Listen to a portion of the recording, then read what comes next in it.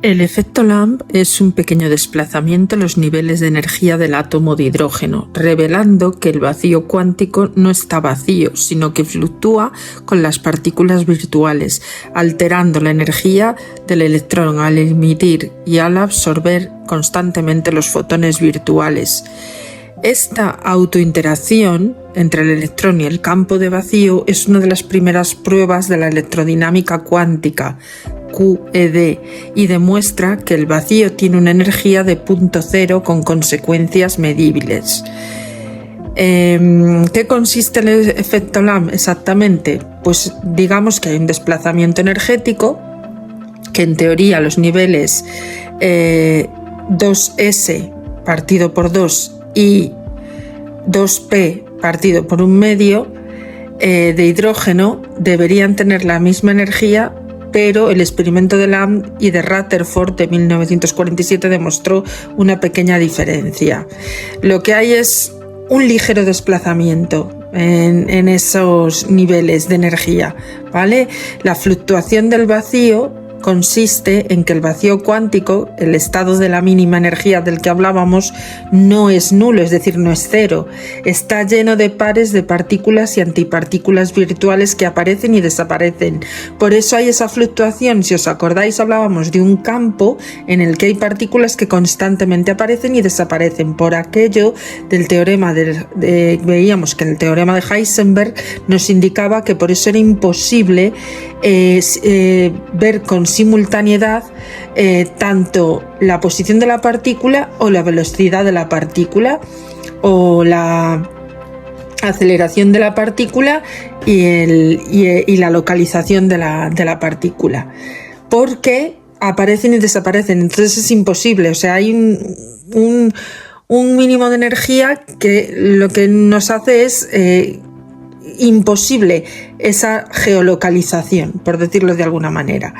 La interacción del electrón vacío es un electrón atómico que interactúa con estas fluctuaciones, absorbiendo y reemitiendo los fotones virtuales, que lo que hacen es modificar su energía de ligadura.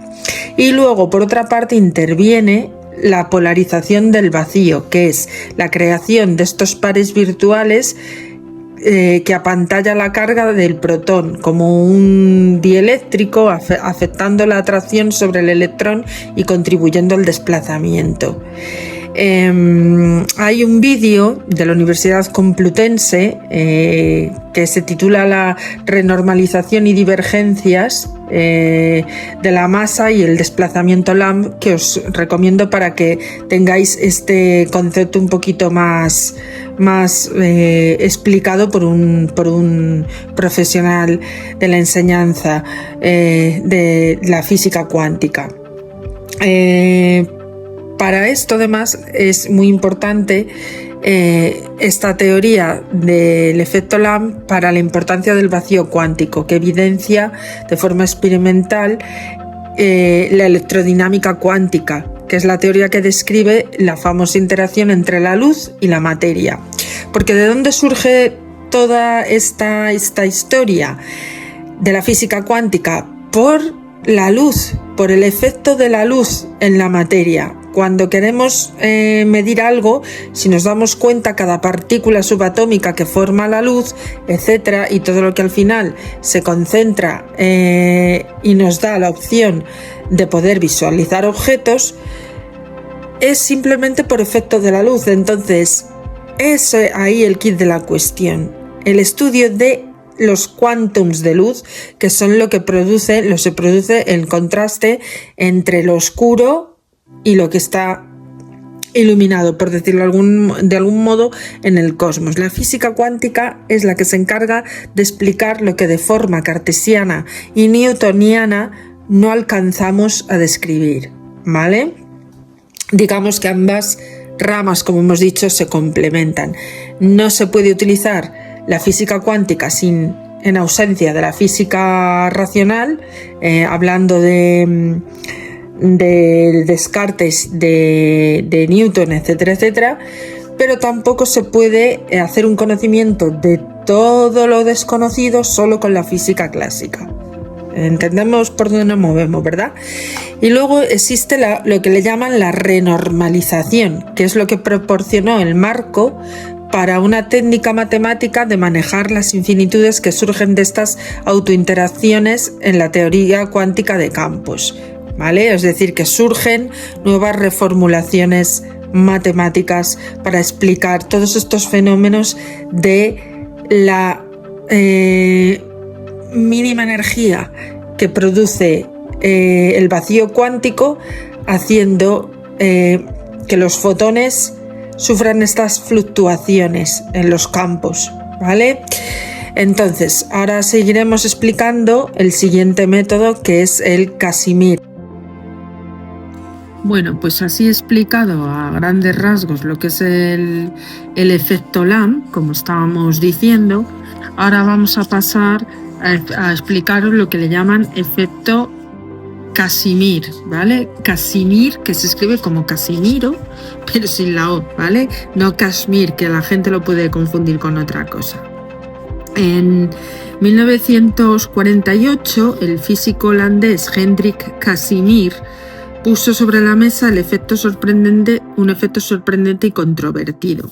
El planteamiento es simple. Al introducir dos placas metálicas paralelas separadas por una distancia minúscula en una región donde existe un vacío, estas sienten una fuerza atractiva, es decir, se comportan como si fueran dos imanes.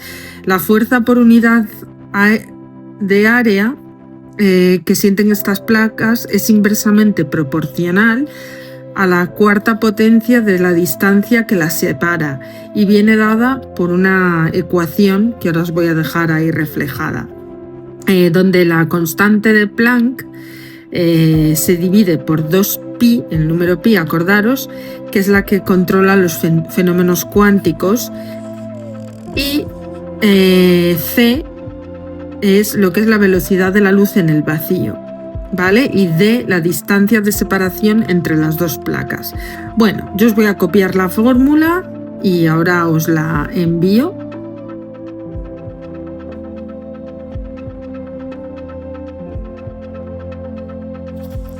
Entonces, la idea subyace en el cálculo de esta fuerza, o la idea que subyace del cálculo de esta fuerza, es que la estructura del vacío va determinada por las fluctuaciones de los campos cuánticos, es decir, que se ve modificada al introducir las placas mecánicas conductoras, ¿vale? Esto sería básicamente lo que quiere determinar este efecto. En este caso estamos centrados en el vacío del campo electromagnético. Desde este punto de vista cuántico, los fotones tienen asociada la longitud de onda que determina la energía. A menor longitud de onda, mayor energía. A mayor longitud de onda, menor energía.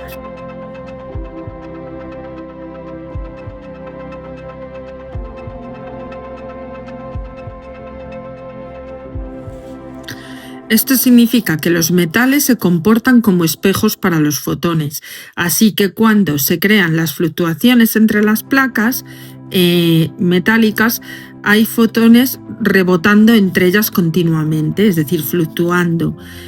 Pero esta interacción entre las fluctuaciones y las placas metálicas impone una restricción sobre las longitudes de onda de los fotones que pueden crear en el vacío existente entre las placas, es decir, que de hecho estas interacciones entre ellas solo pueden dar fluctuaciones cuya longitud de onda quepa de forma entera dentro de la distancia entre las placas.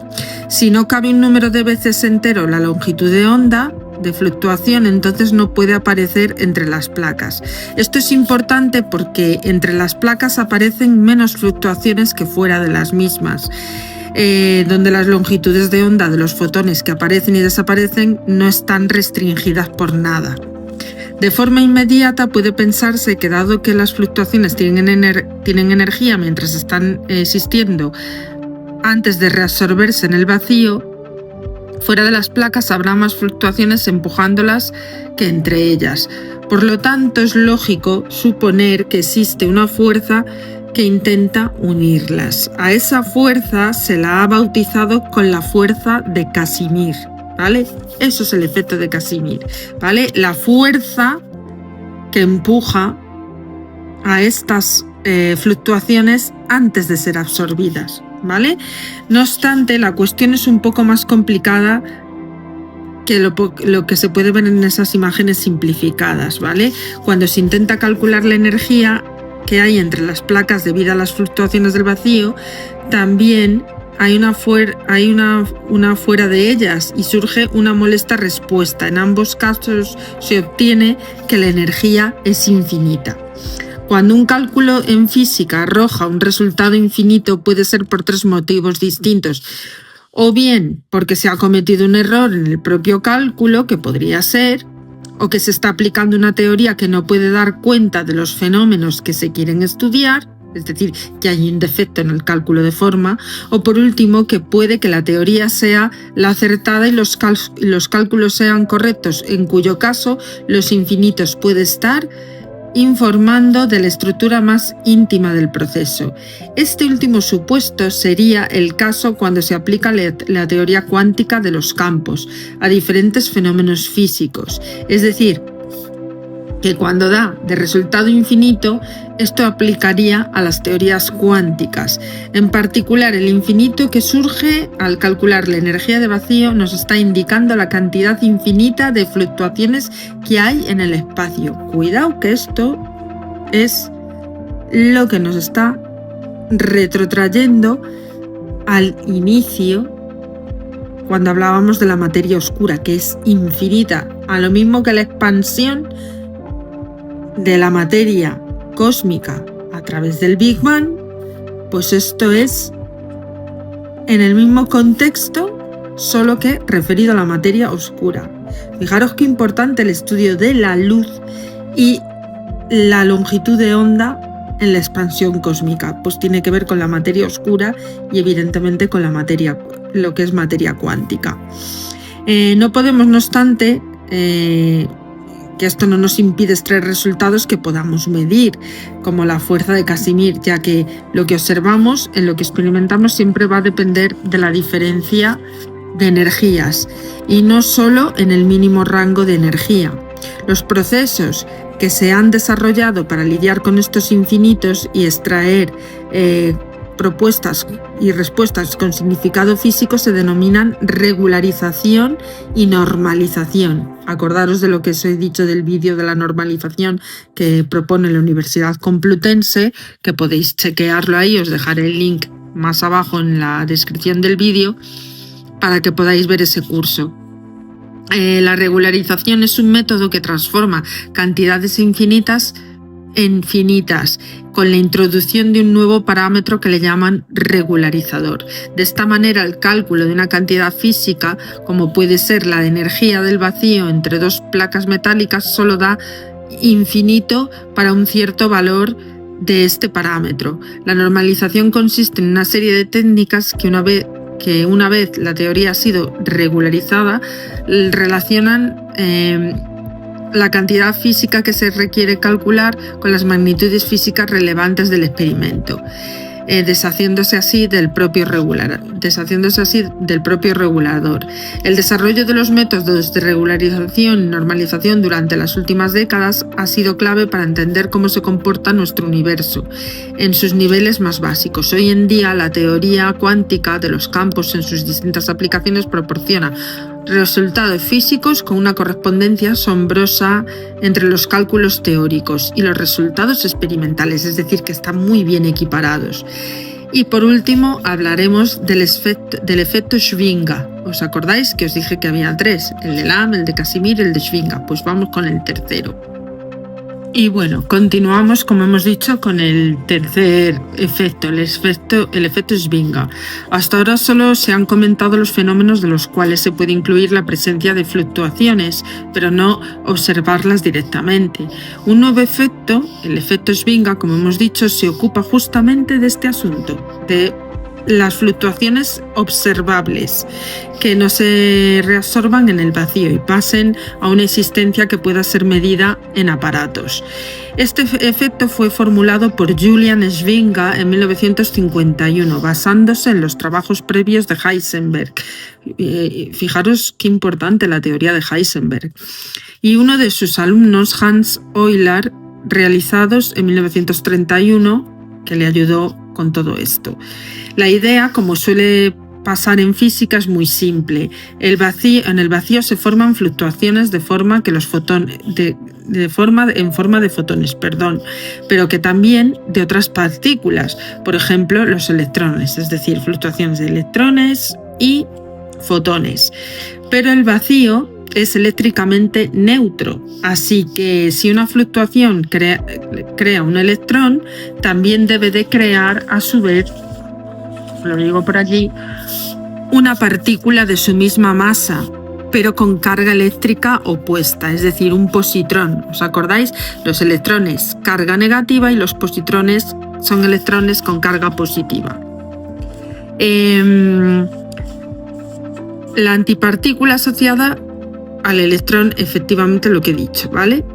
De este modo se crea un par electrón-positrón. ¿Os acordáis de las reacciones termonucleares que decíamos de los pares electrón-positrón? Pues es esto. Por ejemplo, lo que veíamos en reacciones termonucleares del Sol. ¿Os acordáis? En el núcleo del Sol. Pues esto es igual, ¿vale? De este modo, el positrón-electrón que se reabsorberá en el nuevo vacío como buena fluctuación del mismo para no comprometer la conservación de la energía. No obstante, hay una forma de hacer que estos pares electrones-positrones no se reabsorban, sino que salgan disparados en direcciones opuestas y puedan ser observados experimentalmente. El secreto está en aplicar un campo eléctrico en el vacío. El campo eléctrico hará que las cargas eléctricas positivas se muevan en sentido que marca el campo y las negativas en el sentido contrario. A pesar de todo, hay un problema técnico en la realización experimental de este fenómeno. Los campos eléctricos necesarios para conseguir que los pares electrón-positrón emerjan del vacío y se separen y que pueda observarse su existencia deben ser desmesuradamente elevados. Habría que darle al vacío una energía tal y con tanta fuerza que cuesta generar una fluctuación que como mínimo es la masa del electrón más la masa del positrón. Así que siguiendo la famosa ecuación de Einstein, E igual a masa por C elevado al cuadrado, nos define cuánta energía le corresponde a cada cierta masa en reposo. Habría que aplicar un campo eléctrico tan intenso que fuera capaz de proporcionarle una fluctuación que cree un par electrón-positrón, ¿vale? Si se pudiese aportar esta energía al campo eléctrico, ¿vale? Se observaría la aparición de cargas eléctricas del vacío. Desgraciadamente, los campos eléctricos necesarios para llevar a cabo tal fenómeno, tal como ha sido descrito, son tan intensos que está fuera de nuestra actual capacidad tecnológica. Acordaros de Stranger Things, cuando están en el entierro de Will Byers. Esto es un ejemplo, pero muy visual, cuando el profesor les dice tendrían que crear un campo de energía de tal magnitud que abriría un portal y seríamos conscientes de que se ha rasgado un agujero entre el espacio y el tiempo que lo que haría es que se tragaría todo, ¿no? Pues esto es lo mismo, o sea, la cantidad de energía sería tan grande que lo que haría sería crear un agujero en nuestro portal de espacio-tiempo. Es decir, lo que haría es que se tragaría todo, incluso dificultaría enormemente las cargas de lo que hoy conocemos como las cargas magnéticas de la polaridad de la Tierra, ¿no? Estaría totalmente alterado. O sea, desgraciadamente no lo podemos demostrar físicamente el experimento, pero hay la posibilidad de que esto exista. Con lo cual el vacío nos hace pensar que es un elemento real. Esto es básicamente lo que dice la cuántica, que aunque no lo podemos demostrar experimentalmente porque la fuerza sería tan brutal que no podríamos generarla, porque incluso nos haría desaparecer a nosotros mismos, existe de alguna forma cuántica, ¿vale? Por decirlo de alguna manera. Y en el próximo capítulo, que ya lo dejamos aquí, vamos a hablar del vacío y esa famosa masa en cuanto a lo que es una relación un poquito complicada. Pero bueno, básicamente lo que hemos querido decir con todos estos capítulos es que, lo primero, la física cuántica mide esa materia oscura que no podemos medir de forma cartesiana, indica que hay oscilaciones, hay fluctuaciones, que es lo que hace constatar que ese vacío es patente, que no es un nada, sino que realmente existe, y que además se podría generar para medirlo, o para poder medirlo habría que generar tal cantidad de energía que desgarraría el equilibrio entre el espacio y el tiempo. Básicamente eso es lo que viene a decir toda esta teoría. Acordaros, Stranger Things, mira, me ha venido fenomenal este ejemplo. Bueno, queridos amigos, aquí lo dejo, espero que haya sido un poquito más entretenido este vídeo que los anteriores, y recordad que al tratarse de materias tan complicadas y yo no ser científico, por más que me esfuerzo en aprender, porque ese es todo mi intento, llegar a comprender la realidad de la vida en todas sus magnitudes, pues espero que mis conocimientos o lo que yo estoy aprendiendo os ayude a los que estéis interesados y os cueste tanto como a mí y queráis aprender algo.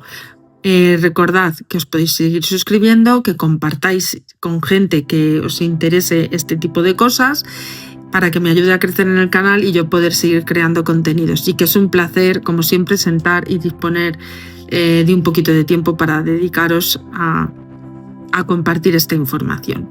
Muchas gracias y un besito a todos. Chao, hasta mañana.